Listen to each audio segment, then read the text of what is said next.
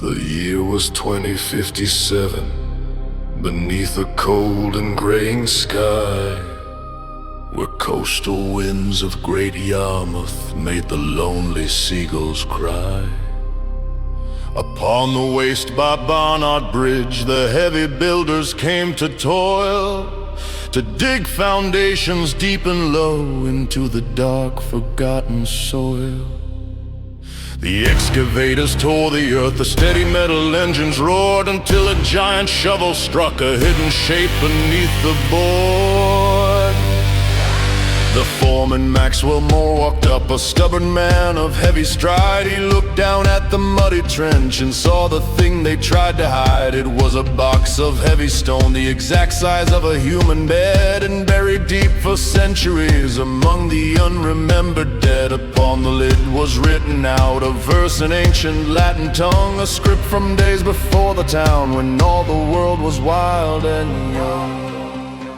No worker there could read the signs, no scholar came to translate clear, but Maxwell Moore just shook his head and laughed away the growing fear. We have a schedule we must keep, we cannot wait for history. Go get the crowbars from the truck and open up this mystery. The men obeyed their boss's word, though every heart was beating fast. They pried the heavy stone lid loose to wake a nightmare from the past. A sudden hiss of frozen air escaped into the summer afternoon. The sky turned black as midnight hour, completely blotting out the moon.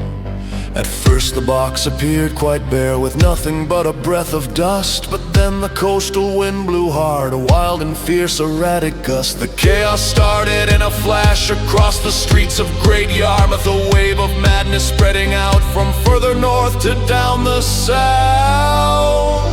The traffic lights began to blink, the power grid went completely dead, and electronic screens lit up with words that no one could have read. The sea began to boil and foam against the concrete harbor wall, while shadows walked along the beach, standing 10 feet high and tall. The church bell started ringing out without a single hand to pull. The air was thick with static sparks, the atmosphere was dread and full.